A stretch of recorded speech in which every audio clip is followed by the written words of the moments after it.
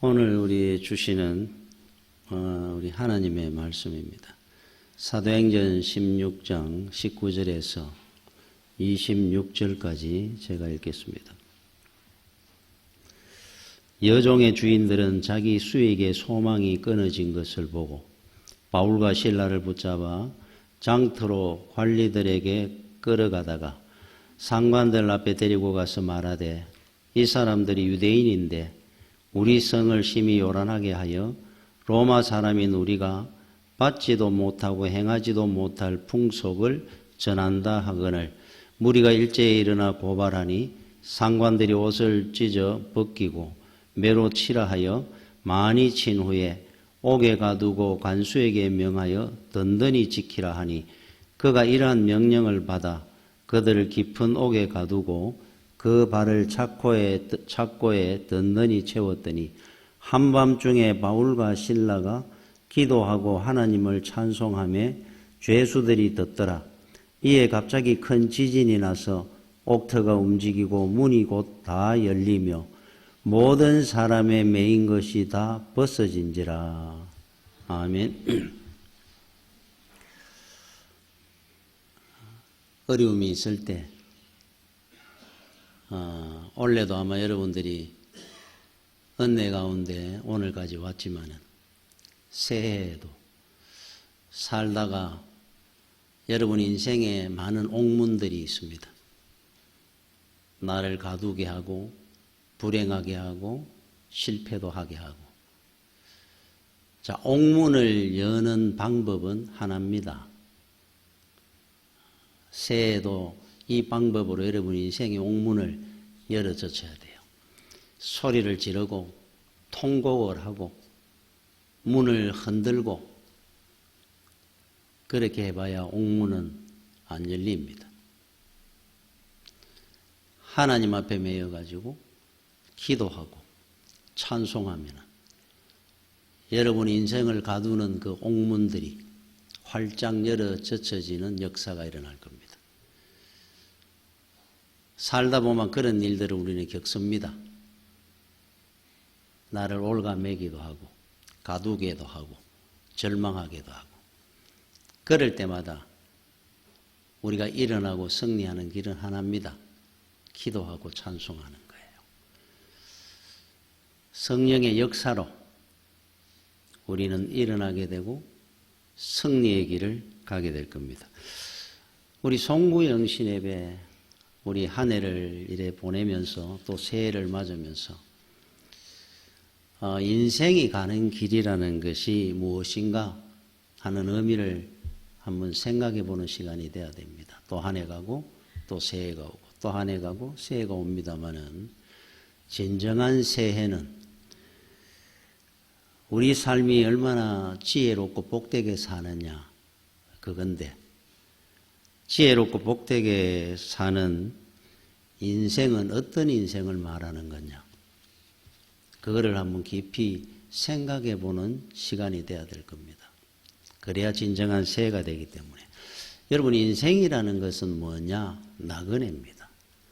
나그네라는 의미는 결국은 잠시 돌다가 어디 잠깐 정착하며 살다가 본향 내 집으로 돌아가는 것이 나그네입니다.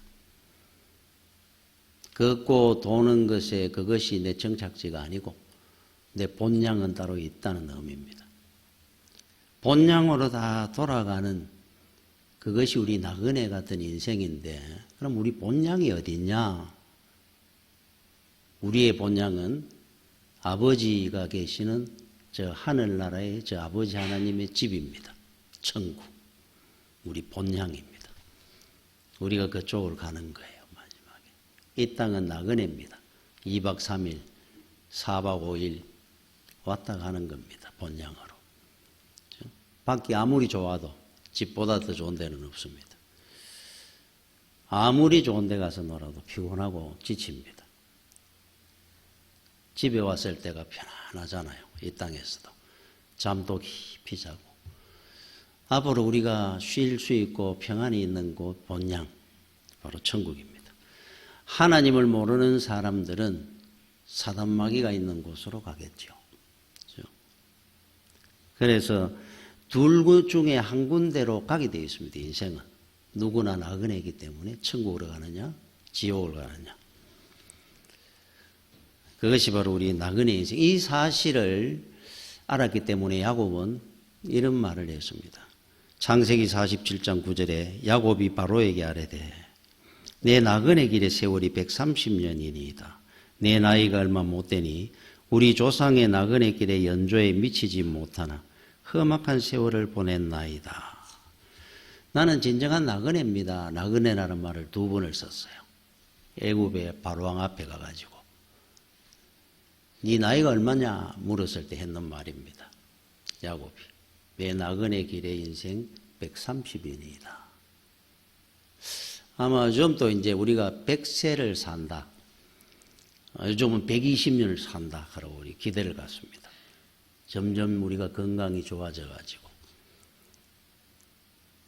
그러나 참 우리가 어떻게 사느냐가 중요한 거지 120년을 산다, 300년을 산다 그게 중요하겠습니까?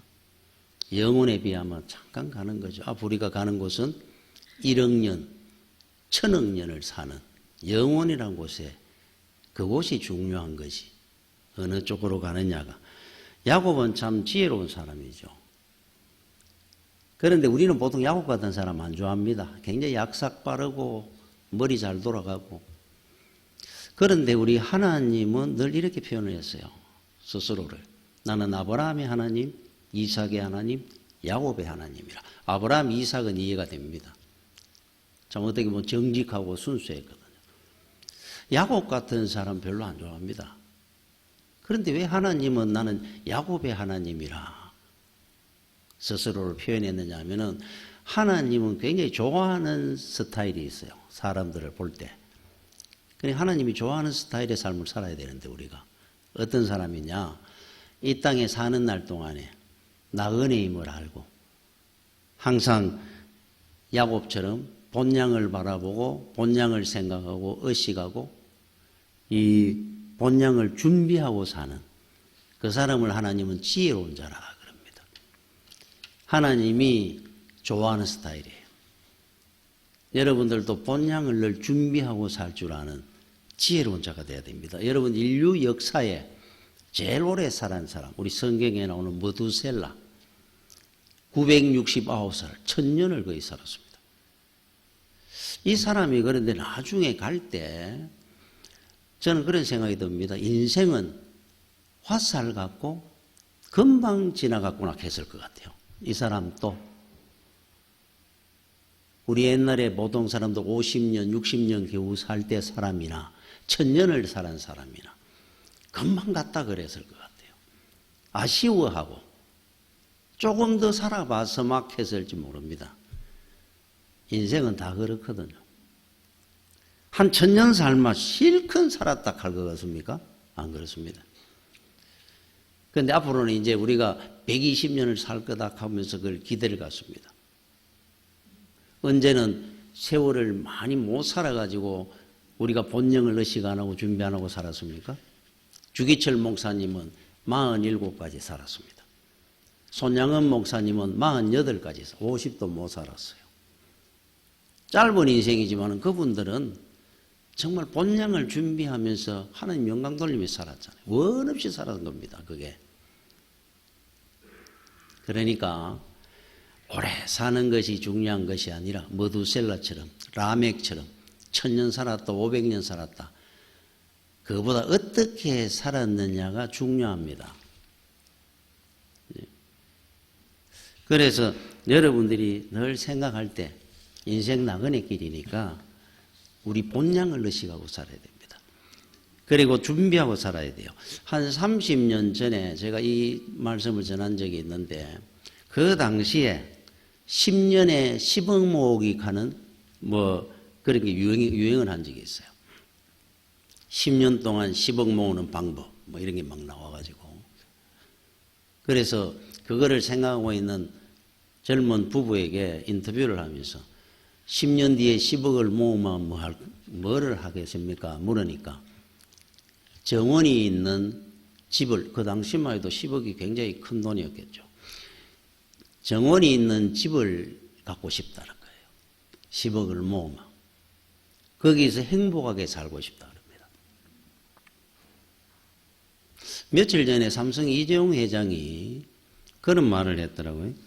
살아보니까 행복이라는 것이 별거 아닙니다. 그랬어요. 여러분 좋은 집에 산다고 요트나 가지고 있고 비행기도 갖고 있고 그래 봐야 그게 행복이라는 것이 별거 아닙니다. 이 말입니다. 거기에 행복이 있겠습니까? 행복이 땅에서 올라오는 법은 없습니다. 자, 정원 딸린 집에 산다고 나는 행복하게 성공하며 살았다. 그럴 것 같느냐는 거예요. 메가드 장군은 자녀를 위한 기도문에 이런 내용이 있습니다. 내 자녀는 높은 이상을 품은 사람이 되게 하여 주소서. 높은 이상. 그저 이 땅에서 좋은 집 가지고 정원 딸린 집 가지고 사는 것이 인생의 목표가 되지 말고 그 말입니다. 천국 가면은 여러분 어떤 집이 있을 것 같아요? 정원 딸린 집 정도가 아니고 홍보석, 옥보석, 다이아몬드로 지은 집들이라 그러면서 표현을 한 적이 있습니다. 요한계시록에. 그게 여러분들이 집일 겁니다. 뭘 이 땅에서 좋은 집, 정원 딸린 집, 뭐 몇 평짜리, 그게 뭘 목표가 되겠어요, 우리한테. 그죠? 이 땅의 것들이 목표가 되지 말고, 여러분, 높은 이상을 품은 사람이 되게 하여 주소서 하듯이. 저 주기철 목사님이 순교했을 때 일화 중에 하나입니다. 이게 뭐, 진실인지는 뭐 사실인지는 정확하게 모르겠어요. 저도 그 채플 시간에 신학교 때 들었는 일화입니다. 그 김영삼 전 대통령이죠. 그때 16살 때, 중3 때라 그래요.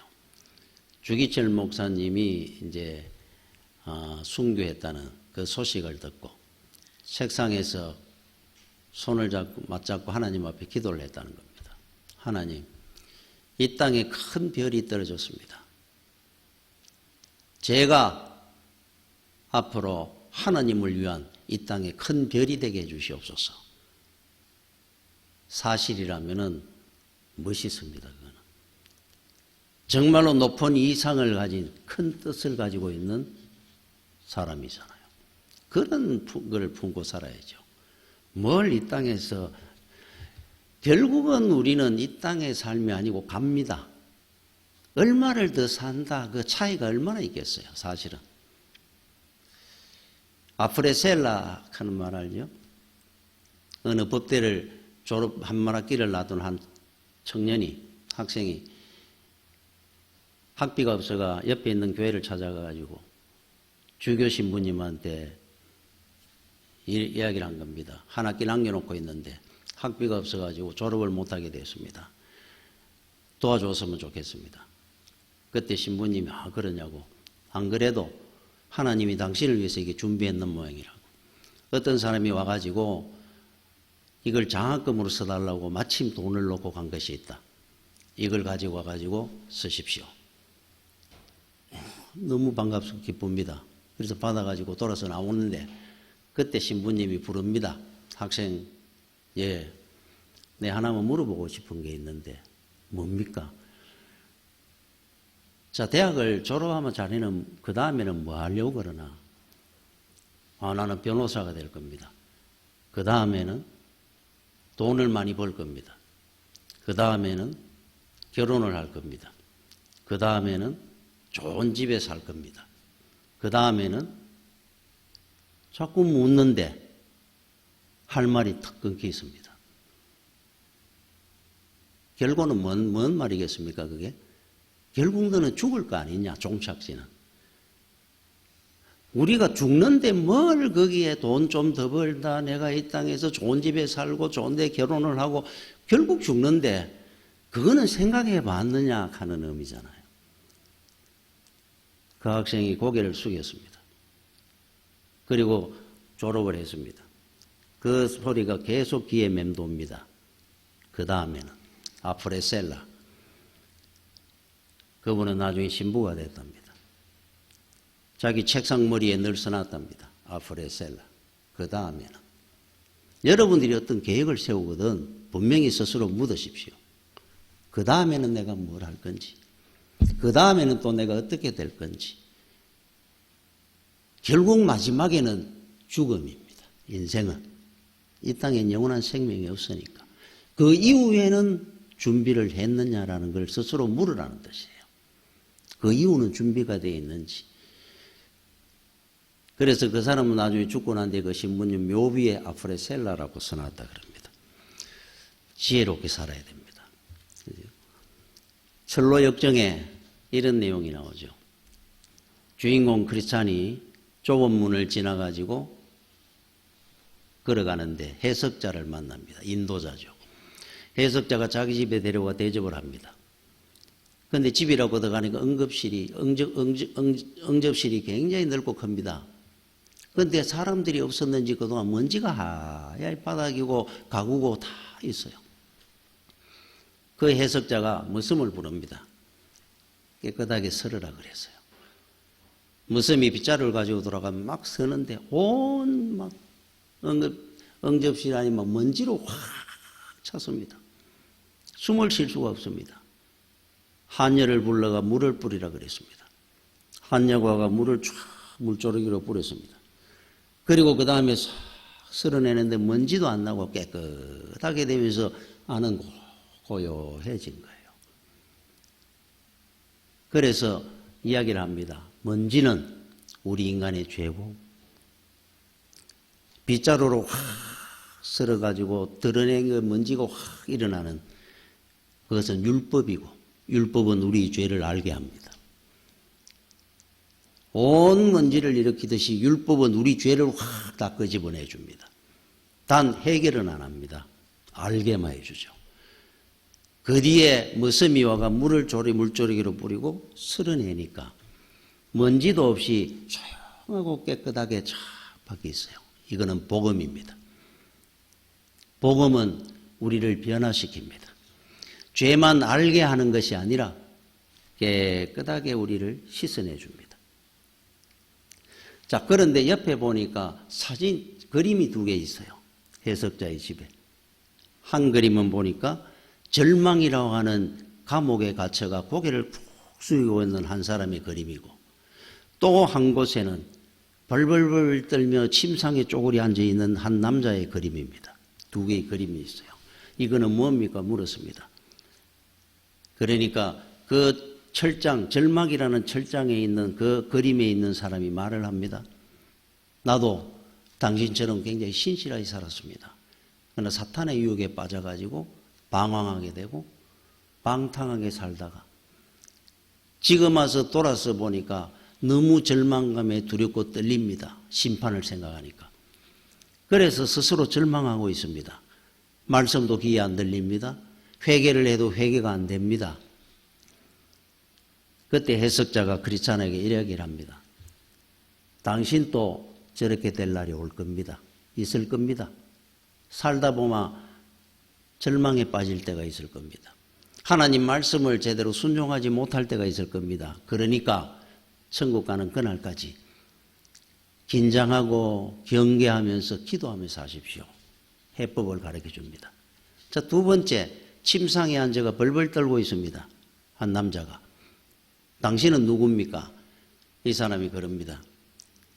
저는 하나님 앞에 소망을 두고 열심히 산다고 살았는데 막상 심판대 앞에 서려고 그러니까 너무너무 두렵습니다.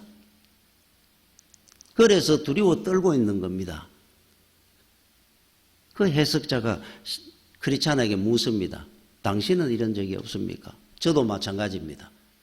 천국 가기를 원하는 소망은 있는데 하나님의 심판대 앞에 설 생각하니까 두려움이 앞섭니다. 크리스찬이 그런 말을 했어요.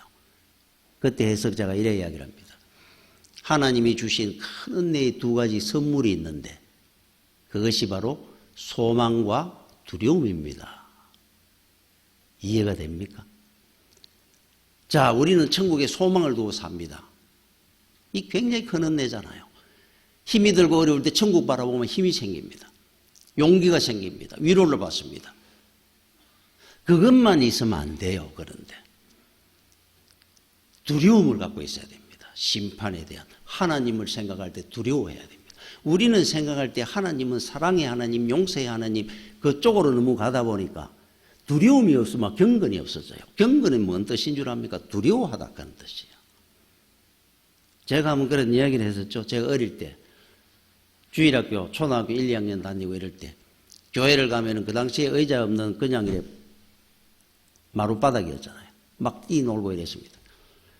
어머니가 한 번은 주일학교 하는데 와서 이래 보니까 제가 막 장난치고 뛰놀거든요. 집에 가니까 저를 불러앉혀가 했는 말입니다. 지금도 저는 생생합니다. 나를 불러가 종이나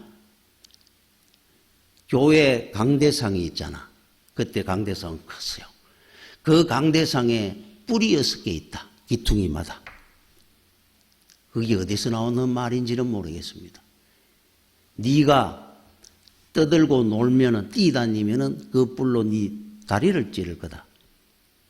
그러면 네 다리를 삐든지 다치든지 할 일이 생기고 네가 하나님 말씀을 제대로 안 들으면은 그게 배를 찌르면 배탈이 나고 눈을 찌르면 눈병이 생기고 머리가 아플 거다. 머리를 찌르면. 교회를 가면 하나님 말씀을 잘 들어야 되지. 교회라는 곳은 두려운 데야. 왜 네 마음대로 떠들고 장난치고 하느냐. 그 뿔에 네가 찔리려고 가느냐. 그때 그거를 초등학교 1, 2학년 됐는데 내가 듣다가 얼마나 무서웠던지 가만 듣고 있다가 그 다음 주일날 교회를 가니까 다른 애들은 뛰노는데 꼼짝을 못했습니다. 강대상을 이래 보니까 뿔이 보이는 거예요. 제 눈에. 야, 내 잘못하면 저 찔리면 다치는데 아플 건데 가만히 제가 목회를 한다고 또 강대상에 올라올 때나 강대상을 볼 때마다 겁이 납니다. 뿔이 보입니다. 늘 제 눈에. 내가 이 자리에 설 수가 있나? 그래서 저는 앉아가 준비 기도를 할 때 똑같은 기도를 합니다. 늘 주여 두렵고 떨림으로 하나님의 말씀을 온전하게 전하게 해 주시옵소서. 내 사적인 이야기나 마음을 갖고 이 자리에 서지 말고 하나님의 살아계신 말씀을 전하는 스피커가 되게 해주시고 하나님 말씀만 온전하게 전하게 해주십시오. 그렇지 않으면 그 뿔이 나를 찌르게 될 줄로 믿습니다. 이게 내 기도입니다. 어릴 때 그 이야기가 지금까지도 저는 생생하게 그걸 지키고 삽니다. 하나님은 여러분이 두려워해야 됩니다. 왜 그런 줄 압니까? 우리의 생사 여탈권을 갖고 있는 인사권을 갖고 있는 복의 주인이기 때문에 그래요. 그렇죠? 그런데 우리는 하나님을 두려워하지 않다 보니까 경건하게 살지를 않습니다. 여러분, 진정한 복과 은혜는 세상으로부터 오지 않습니다. 하나님으로부터 위로부터 내려오는 거예요. 여러분, 인생은 오토바이 타고 가는 거하고 똑같습니다. 우리 자식 죽이고 싶으면 오토바이 사주라 그러죠. 세상은 위험한 곳이고 오토바이는 그만 위험한 겁니다. 탁 받치면 가는 거예요. 똑같은 원리로 여러분들이나 여러분의 자녀들을 세상에 내보내면서 여러분들이 세상에 나가면서 말씀과 믿음과 하나님 없이 여러분이 나가는 거는 오토바이 타고 눈 감고 세상 막 달리는 거하고 똑같습니다. 무슨 힘이 있을 것 같아요? 우리가 탁 받치면 여러분이 우환과 사고를 막을 힘이 있습니까? 무슨 힘이라고 내가 마음대로 휘젓고 다닌단 말입니까? 하나님 없이 세상에 나가는 것은 죽음입니다. 여러분, 롯데그룹 창업주였는 신격호 회장이 자기 자서전을 썼는데 제목이 이겁니다. 열정은 잠들지 않는다. 대단한 열정을 가지고 살았죠, 이분. 소제목이 뭔 줄 압니까? 한계를 넘어 더 큰 내일로 가는 겁니다. 소제목. 인간의 한계를 넘어 더 큰 내일로 가자. 진정한 더 큰 내일이 어딥니까? 자, 그분은 이제 이 세상을 떠났습니다. 많은 걸 이루었습니다, 이 땅에서는. 그런데 뭘 가져갔습니까? 진정히 자기 것이 있었습니까? 자기 것이 있으면 갖고 가야죠. 남겨놓지 말고. 내 건데. 영원히 가져갈 수 있는 것만이 내 겁니다. 두고 가는 것은 내 것이 아니고 잠시 관리하는 것밖에 없어요. 그렇다면. 내 건 줄 알았겠죠. 다 놓고 갔습니다. 사도 바울은 이 땅에 살다 가면서 다 이루어가지고 많은 걸 가지고 왔는 분이에요. 여러분 시편 119편 56절에 진정한 소유가 뭔 줄 압니까? 내 소유는 이것이니 곧 주의 법도들을 지킨 것이니이다. 야, 저는 재벌입니다. 여러분들은 갑부들입니다. 그랬다지만 이 땅이 우리가 소유라 그러면 뭐겠습니까? 뭐 통장입니까? 부동산입니까? 현금입니까? 권세입니까? 그거 여러분 거 하나도 없습니다. 사실은 앞으로 다 놔야 될 것들입니다. 임시로 잠시 맡아 있는 게 무슨 주인입니까? 그게 하나님 앞에 갈 때 가져갈 수 있는 거, 그것만이 진정한 소유입니다. 그게 뭡니까? 하나님 말씀을 순종하고 지킨 겁니다. 그거는 우리가 영원히 갖고 하나님 앞에 가는 겁니다. 착하다 충성된 종아, 하나님 말씀을 지키고 살았으니까 그 사람이 진짜 재벌이고 갑부예요. 저나 여러분들입니다. 사실은 이 땅에 여러분들이 살면서 제일 귀하게 여겨야 될 겁니다. 하나님 말씀을 듣고 순종하고 하나님 영광 돌리고 사는 겁니다. 소망교회, 큰 소망교회 입구에 들어가면은 큰 사진이, 그림이 하나 붙어 있어요. 사진이. 제비가 그 제비 집에 그 새끼들이 몇 마리 딱 해가 어미가 벌레를 잡아가 이렇게 줄라 그러고 막 이러고 있는 그 사진이 붙어 있어요. 하나님의 말씀이 주어질 때 꿀 같은 그 하나님의 말씀을 먹으려고 막 사모하고 소망하는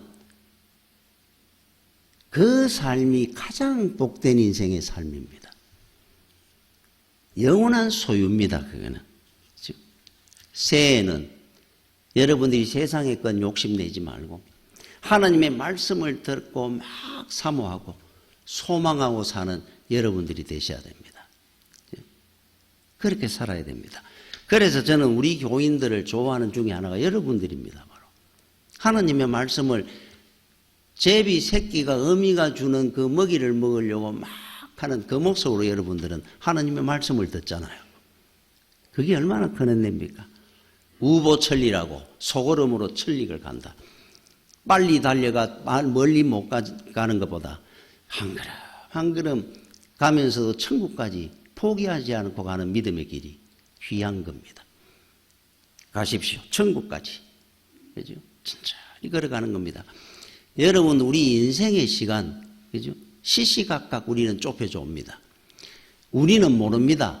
내 인생의 마지막이 언제, 올 때는 다 순서가 있어도 갈 때는 순서가 없으니까 여러분들에게 주어진 시간이 얼마인지 우리는 모르잖아요. 자, 시간은 갑니다. 찰칵. 이게 무슨 소리인 줄 압니까? 여러분 인생을 깎아내는 시간입니다. 소리입니다, 이게. 여러분 인생 깎아내는 소리가 찰칵. 깎다가 깎게 없는 그것이 바로 죽음입니다.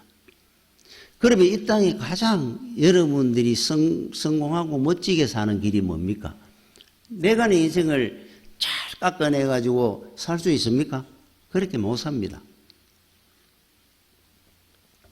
큰 바위가 하나 있습니다. 정과 망치를 줬습니다. 자, 네 인생을 작품을 만들어라. 저는 한 번도 못 해봤거든요. 조각을. 깎습니다. 나중에 뭐만 남겠습니까? 흙더미 부스러기만 하나 파멸입니다. 원래 저는 그걸 못하니까 전공도 안 해봤고 깎을 줄도 모르고 조각을 안 해봤는 나한테 정과 이걸 조각 깎아내라 그러니까 내가 어떻게 작품을 만들겠어요? 최고의 조각가가 누굽니까? 하나님이잖아요. 하나님 앞에 맡겨보십시오. 시간이 착각착각 깎아내는 소리가 착각착각 깎아냅니다. 나중에 멋진 다비드상, 모세상을 만들어내는 것처럼 하나님은 우리 인생을 멋진 작품으로 만들 겁니다. 앞으로. 하나님 앞에 맡기는 거예요. 한 사람이 하나님의 은혜 가운데 살면은 100사람, 1000사람이 할 일을 한 사람도 할 수 있어요. 반대도 있습니다. 정말로 많은 일을 할 사람인데 보기에 능력도 있고 재능도 있고 아무것도 못하고 가는 인생도 있어요. 하나님 앞에 맡겨진 인생이 되면은 얼마나 여러분들 한 사람이 많은 일을 할 수 있습니다. 하나님의 능력이 우리한테 임할 때. 마틴 루터는 뭐 100장, 100페이지, 200페이지 정도는 소책자 빼고 600페이지 이상 되는 대장만 해도 100여 권을 썼다고 그럽니다. 그 사람이 썼는 책이 한 사람의 문학도가 그거를 정리를 하는 게 평생 걸릴 거라 그럽니다. 그 사람이 그동안 썼는 책들 정리하라 그러면 600페이지 이상 되는 책을 100여 권을 썼다 그러니까 그러면 그 사람은 앉아가 밥 먹고 책만 썼습니까? 아닙니다. 결혼도 하고 가정생활도 하고 친구들과 여가도 보내고 차도 마시고 어디 가서 연설도 하고 설교도 많이 했습니다. 어떻게 그런 많은 책을 쓰고 그렇게 살았을까? 하나님이 주시는 은혜 가운데 사는 인생이 되마 얼마나 여러분들은 많은 일을 할 수 있어요. 반대로 하나님의 은혜 밖에 있어 보십시오. 많은 일을 할 수 있는데 아무것도 못하고 거무하는 인생으로 가는 인생들 많습니다. 아쉬운 사람들. 여러분 그 히틀러의 나치 문장 압니까? 나치 꺾인 십자가, 갈고리 십자가. 독일이 얼마나 마틴 루터가 종교개혁을 일으켰는 나라인데 최고의 강대국이 하나 있고 부국이었습니다. 옛날에. 그런데 꺾인 갈고리 십자가를 히틀러가 들면서 그 나라는 꺾여졌고 무너지기 시작했어요. 히틀러를 따라가 30만 명의 청년이 전쟁터로 나가 20만 명이 죽었고 9만 명이 포로를 내가지고 한 10만 명 정도가 살아가 있었다 합니다. 29만 명이 죽든지 포로로 잡혀갔어요. 나라가 무너져 내린 겁니다. 이 땅에 살며 여러분들이 하나님과 형통관계가 안 되고 꺾이는 관계가 되면 여러분 인생이 꺾이는 거예요. 나라가 꺾입니다. 특히 한번 보십시오. 길리기아 다소 출신이 사도 바울이 고향이 다소입니다. 특히 초대교회 여러분들이 우리가 알고 있는 에베소 교회, 길리기아 교회, 사대교회, 빌라델피아 교회 뭐 그 교회들 있죠. 초대교회 때. 그 교회들이 전부 그 당시에 터키에 있었습니다. 굉장한 부국이고 잘 사는 나라가 지금 유럽에서 제일 못 사는 나라가 되어 있습니다. 그 나라의 100%가 회교도입니다. 기독교를 버렸어요. 회교도가 돼가지고 우리 교회 도남형 선교사라고 있었는데 한 15년 전에 거기에 선교사로 갔습니다. 부부가 갈 때 사업가로 위장을 해갑니다. 만약에 친해졌다고 1, 2년 있으면서 내 사실 선교사입니다 하는 걸 아는 순간에 뒤도 안 보고 그 사람들은 고발을 한다 그래요. 신고를 한다. 추방됩니다. 5년을 있다 왔는데 한 명도 선교를 못 했어요. 사실은. 말을 못한 겁니다. 아무한테도.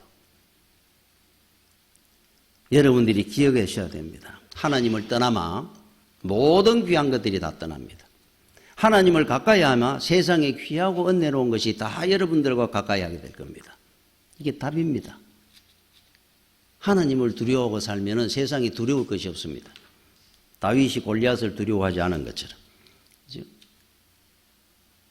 여러분 노벨 문학상을 받았던 해밍웨이가 무기여 잘 있거라 뭐 바다와 노이 대단한 사람이지 않습니까? 그 아버지가 권총 자살을 했다 그래요. 형하고 여동생이 자살을 했다 그럽니다. 자기 둘째 아들은 정신병에 들어 정신병원에 있었고 자기 손녀 중에 미국에서 최고의 모델로 칭찬을 받고 평가를 받던 그 손녀가 자살을 했다 그럽니다. 해밍웨이 엽총 자살했습니다. 그래서 이거를 두고 해밍웨이 가문의 저주라고 부른다 그럽니다. 놀랍지 않습니까? 어떻게 그 대단한 사람이 집안이 야, 어떻게, 그래서 책의 제목 중에 이런 책이 있습니다. 가문의 저주를 끊어라. 가문의 저주를 끊어야지요. 그런 거를. 그런데 가문의 저주를 우리가 끊을 힘이 있습니까? 우리는 못합니다. 주님이 왜 이 땅에 오신 줄 압니까? 우리 사단마귀의 가문의 족보에 속해 있던 우리의 저주를 끊고 사망에서 생명으로, 불행에서 행복으로, 지옥에서 천국으로 우리를 저주를 끊어가 새로운 가문의 족보에 우리를 넣기 위해서 주님이 이 땅에 오신 겁니다. 주님이 할 수 있는 거잖아요. 앞으로 우리 인생의 길이 그렇게 갈 겁니다. 세상 그쪽으로 가면 그쪽으로 다 흘러가는 겁니다. 가문의 저 마태복음 1장 족보처럼 우리는 족보가 바뀐 사람들이잖아요.